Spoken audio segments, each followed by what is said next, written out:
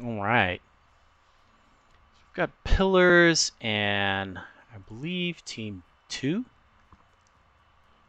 is OSP. Let's see if we can count the escorts. Take a guess from that.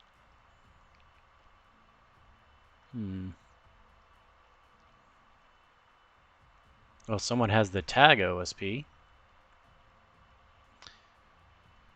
Not sure if that's sealed the deal or not.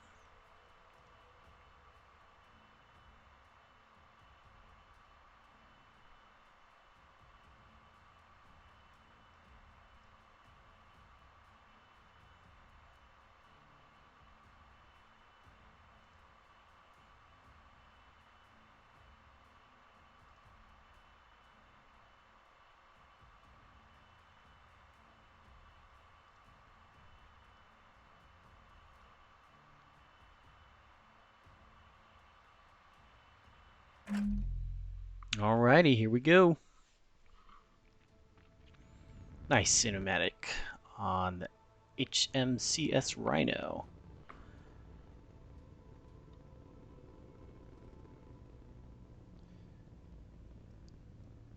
Looks like a interesting hybrid.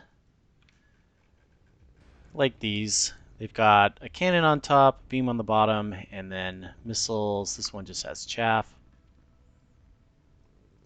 Let's see what's in here. A couple S2s. Over here, we've got 250s on the top, 450 on the bottom, and a lot of missile racks on the side. Cyclones. And a gun frig. Pair of gun frigs? Yes. That could be... Well, that would have been useful to deploy with some other fleet. Not sure exactly what they're doing out there. And we've got a pair of gun seals with a mixed backpack and an S3 beam Axford. Right, on the OSP container ship, not a whole lot of containers here. Wonder if it's mostly mines.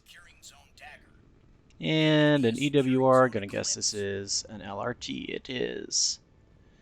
Another EWR. These are missile BARF monitors. Gross. Okay. Those are definitely gonna kill something. And let's see, 450 Ocellos. 450 Plasma. Interesting. Do we have a Omni-Jam here? No. Interesting. And this is an interesting, looks like mostly a PD tug, but it does have the 100mm casemate on the front. And then rounding out OSP, gonna guess a pair of 450 line ships with a PD tug. And an... Oh, interesting. Let's see. Do they have... Yep. So this is a combination LRT and EWR with enough power in it to run both at the same time. It's slightly more points efficient versus two separate tugs, but it does have the drawback of being slow, and if anything hits that at all. Well, it does have 2 restores. This must be an expensive ship, actually. Alright, starting off.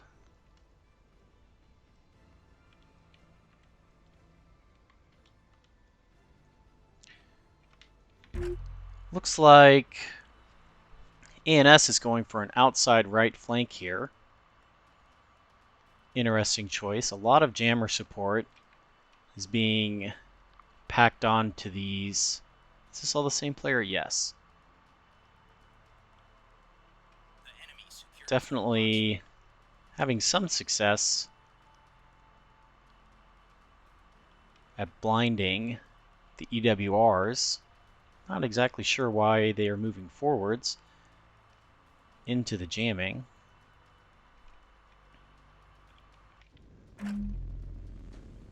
But there's not much to fire back at them right now. Looks like some HE, some RPF in combination flying out.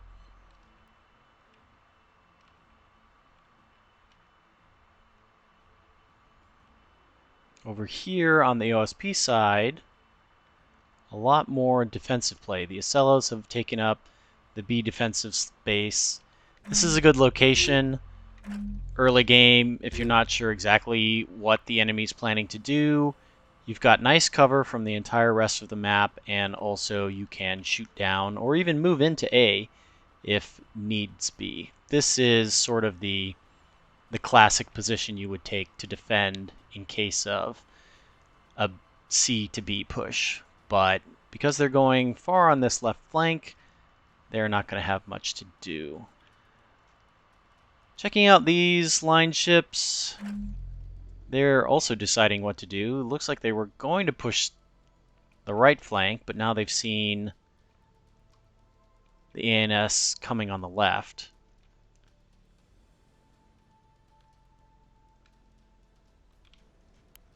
Let's see what exactly this container has on it. Decoys and mines. A couple containers. Not a whole lot. Only 14. Not sure exactly. Well, we'll see how the points work out for that.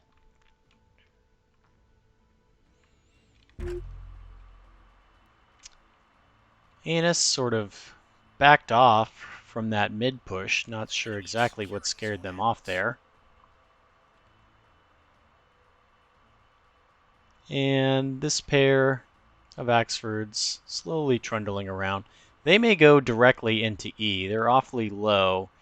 Usually when people take this right flank, they do it on the same level as this rock, which gives cover and also will allow a cut through into the middle if needs be. These voxels are awfully far back.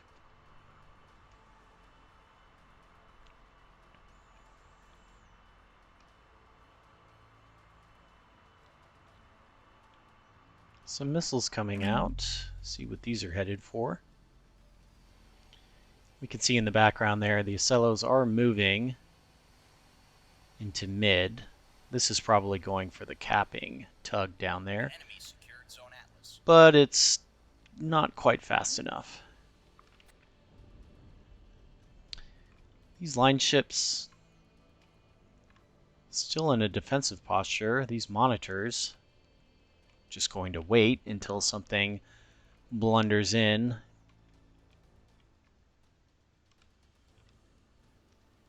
And those missiles missed.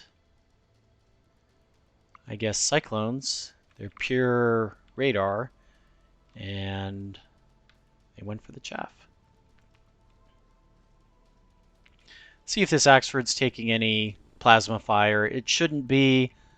All that's needed at this range is either changing your course every couple of seconds or just smashing that evade button.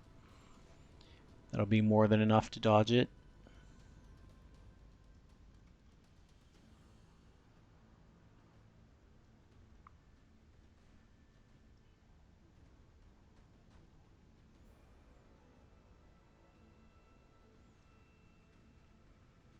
Oh, looks like a container ship.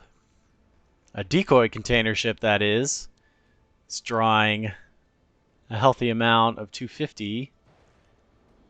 There's one hit. It only takes 3 before this will be destroyed. There comes more RPF. Should be getting taken out, and there it is. Sure, the ANS team feels a little silly about that one. Oh, a pair of missiles got fired at it also. Value secured for that decoy. Interesting setup with the mines. You don't typically see them scattered around. I do like this over here. They're being placed in the blind spots of the cover.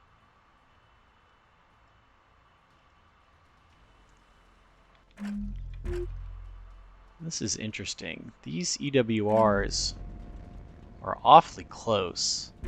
There's really no reason to move one of these ships so far in. They can easily spot from outside of jammer range, and they're moving into it. The distance from this rock here to the D pillar is definitely less than 10 kilometers. So, not sure exactly. There is plenty of EWR coverage, though. This is great to see. So far, not too much happening.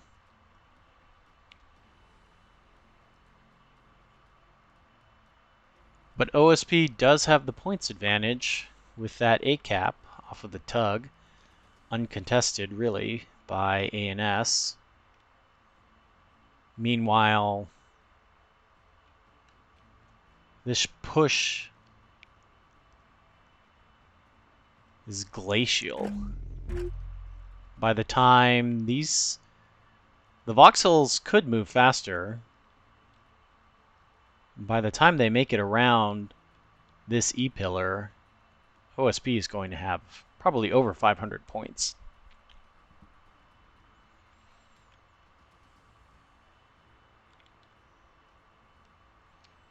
Also an interesting decision by these line ships to stay here. At this point, they should have more than enough radar contacts to realize the bulk of OSP is on this left flank. They're not really defending anything at this point. They could easily push up into C with confidence.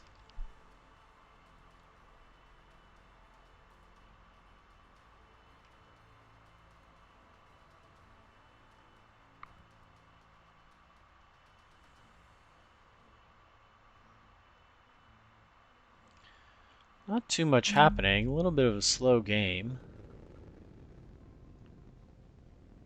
Some plasma fire coming in. It looks like it's firing on EWR tracks. It's not even close to being on target.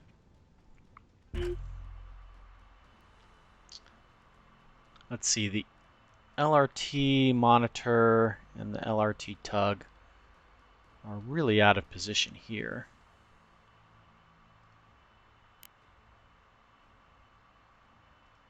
An illuminator coming out for a second. Is this for... so this must be the laser ship that these monitors are relying on. Needs to be careful that doesn't get spotted and killed. That makes sense now why it moves so close. Oh, it also has MLS2s that are empty. Or, no. That's right, they're held in the magazine.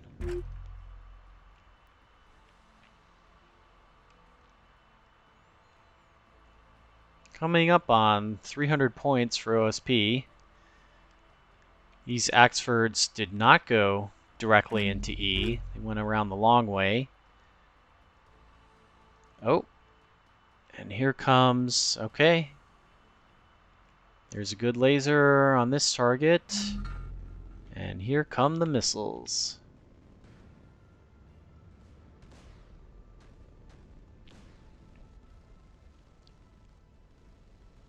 Let's see if the PD's able to deal with this. All the AMNs are fresh.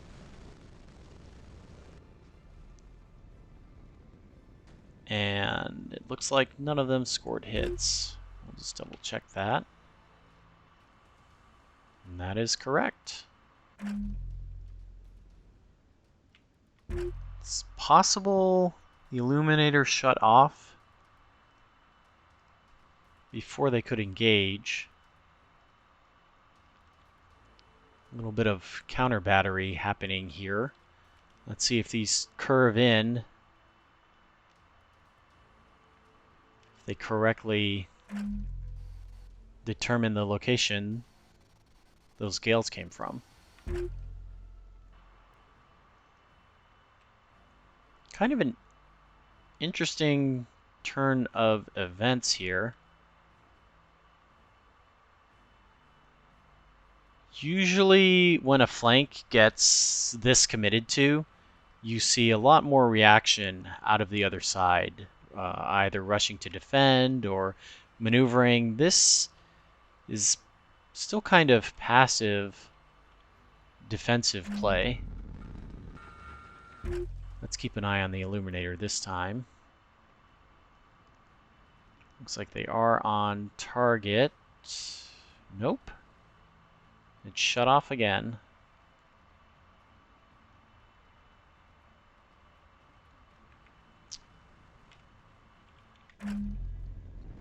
Looks like in a moment of panic for these Cyclones. Coming in, he shut everything off. There's a hit. Going to be one more. Not enough to put it out of commission. He's definitely got to be worried about it. He doesn't seem to have illuminators on the rest of his fleet. Be easier to find them. That is one of the drawbacks in committing to a fleet like this. If you only have one source of illumination and it dies, especially on OSP, it's very unlikely anyone else will have an illuminator to help you fire your missiles. And these Voxels have definitely picked up on the scent and are looking to engage it.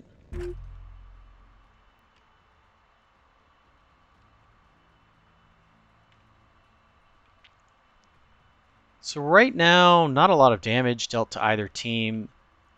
OSP is theoretically in the better position. They have the points advantage, and they are drawing in the ANS into a position that they can all fire on them, hopefully one at a time as they come around the corner. But it's possible the OSP turtles themselves into a corner if the ANS can keep their forces in a tight formation. By being this close together, they support one another against these S2, spam, and also deny the Acellos the opportunity to focus fire on any one element of theirs. Looks like the Illuminator is on target. Let's see if these S2s manage to cut through, and they do. Absolutely obliterating this light cruiser. Good spot and good targeting by the MLS2 carrier, focusing on that far off flank and getting them to connect on the light cruiser instead of the EWR. Instead of the E-War Corvette. Looks like some containers coming in, some of the precious few that managed to get themselves carried by the one container ship. And unfortunately, without the soft kill, this Acello is going to eat a whole bunch of hybrids. It's possible it can be repaired, but the rest of the ANS is pushing in, and more missiles are coming. This Illuminator ship really needs to be careful. It's all out on its own. The enemy knows it's up here. They might not know it is the source of the illumination, though.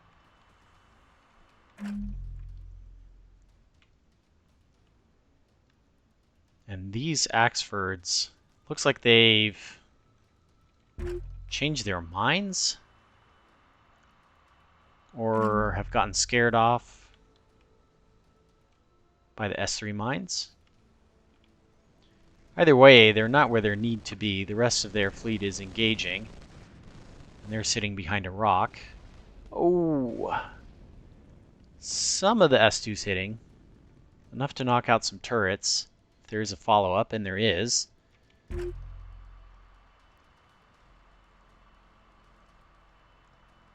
Plenty of Illuminator juice left. Looks like instead...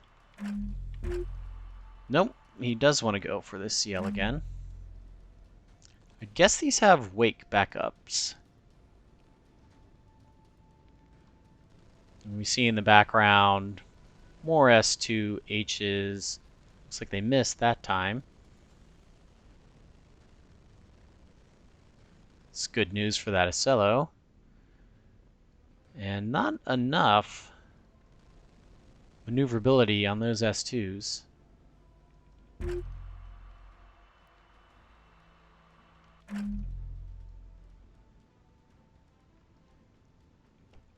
See if those Cyclones did any damage to this monitor fleet. Looks like no. This point defense tug is banged up, but it looks like it has successfully defended its partnership, which is on its way to restoring its reactors.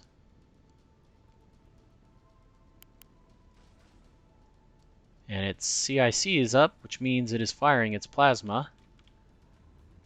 Still full health on this 450 Acello, dealing damage to this Axford. And it looks like this CL does not want to press in. It has decided to hang back. Meanwhile, the two Axfords, which have split now, some of them have gone with its gun frigate crew, the other one moving around, possibly heading towards A. And the container ship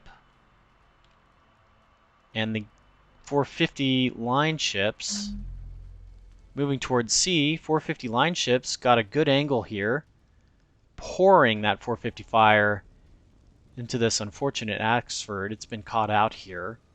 Its front thrusters and maneuvering thrusters are all decimated. It's lost a drive. It's possible if that 450 Acello decides to focus on it, could be finished off here. Meanwhile, more Cyclones being defeated by this decoy. Oh, and here come the S2s to miss. Looks like the Illuminator got shut off. Or possibly they were jammed. Some good support from this CL player. But the 450 line ships have decided to take a little pit stop on their way to sea and finish the job. That is the end of that Axford. See if it had many missiles left.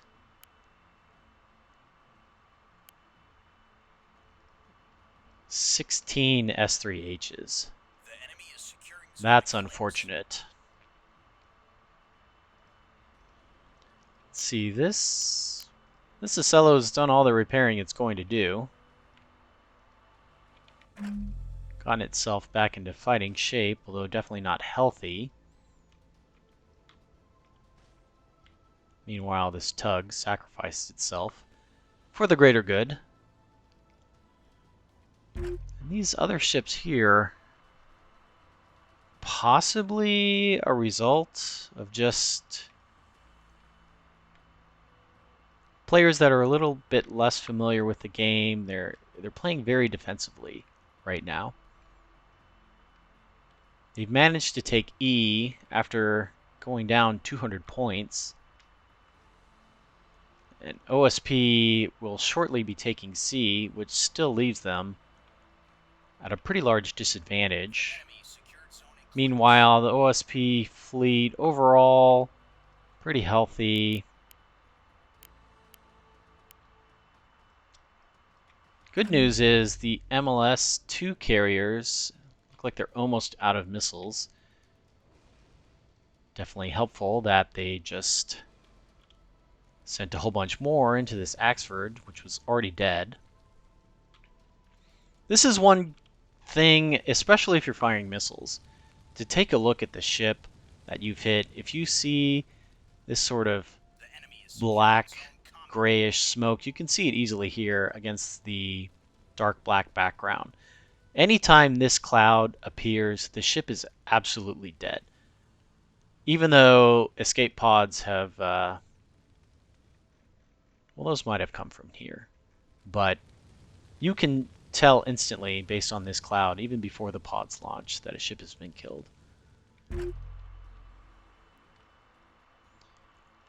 Meanwhile, the surviving light cruisers, plus their corvette escorts, and this mixed gun Axford look like they're going down to E. Cutting a kind of interesting line here. This one is dead. Meanwhile, this Axford is going to brave the minefield, try and take A. I would guess that these line ships are going to have something to say about it. And yes, they are moving into position. They need to get their guns rolled around.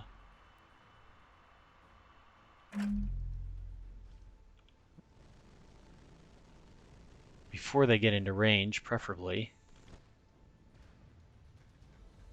The enemy is securing Zone Atlas. They will probably be unable to stop this capture.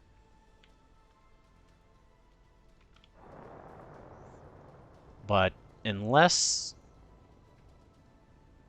they make a mistake and get within beam range, this Axford is likely going to be outgunned by this pair of line ships. Its partner or teammate, no, it is a partner.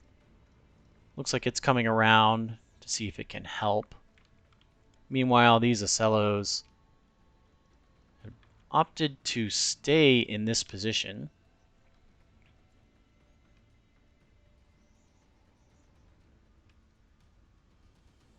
It's possible that they are in a formation. The enemy secured Zone Atlas. And because of that, are having trouble moving? I'm not sure exactly why they chose this spot. If the plan is to fight that combined force over there, possibly coming back by this rock so that they can take cover, or moving down in order to engage these Axfords would be better. I'm not sure exactly what they're doing hanging out here. Meanwhile, the container ship is on its merry way off to capture D.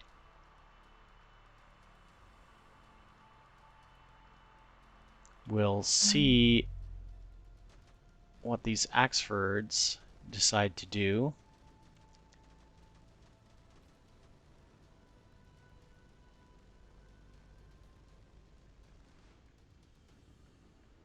Apparently, avoid containers is what they would like to do.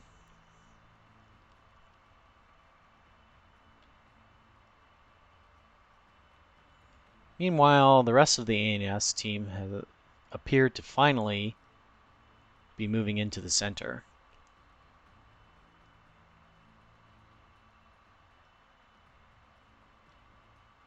Unfortunately, it may be too little, too late, as OSP ticks up to 850 points.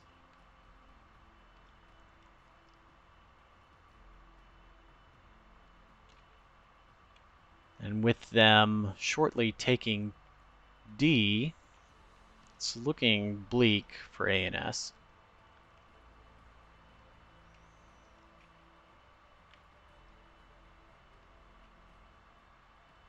The enemy is securing zone dagger. Let's see, these MLS2 carriers are indeed out of missiles.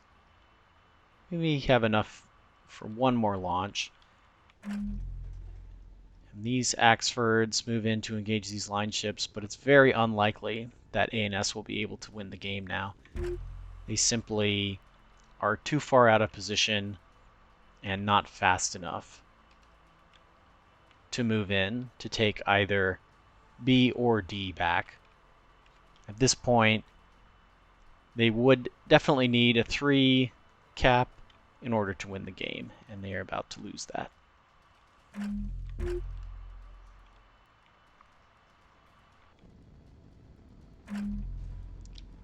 As more plasma and more 450 fire comes in,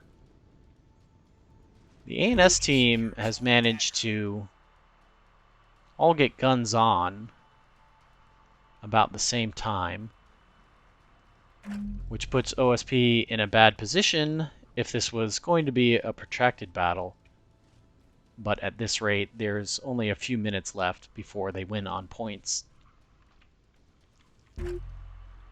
There's nothing capable of capturing anything before the game is over on ANS side. So it's simply a matter of shooting each other until the buzzer ends the game.